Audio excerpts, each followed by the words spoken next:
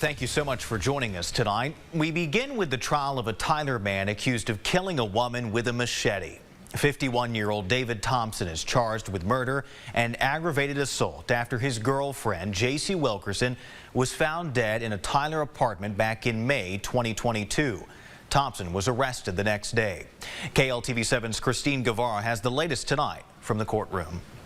The state called on multiple detectives with the Tyler Police Department to testify, each one describing the crime scene, saying Wilkerson was found dead on the living room floor when entering the apartment. It looked like a movie set. It was incredibly graphic. There was a great deal of blood around the body, on top of the body.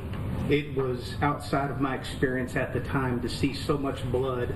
Investigators testified lacerations were found on her face and neck with bruising throughout her body.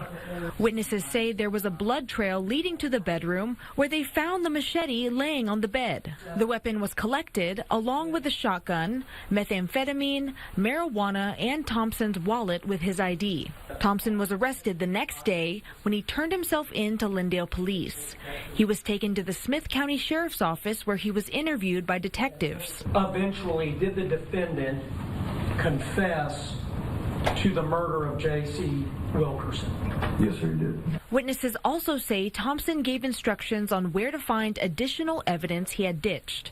A hammer was found along County Road 1134 and 3 cell phones on a county road in Van Zandt County. The interview was shown to the jury where Thompson says he dated Wilkerson for 2 years.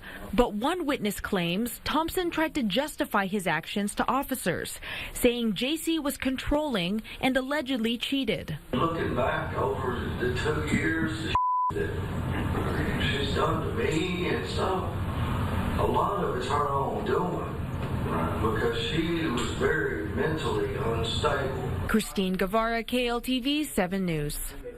Prosecutors will continue to present their case tomorrow morning beginning at 9 o'clock.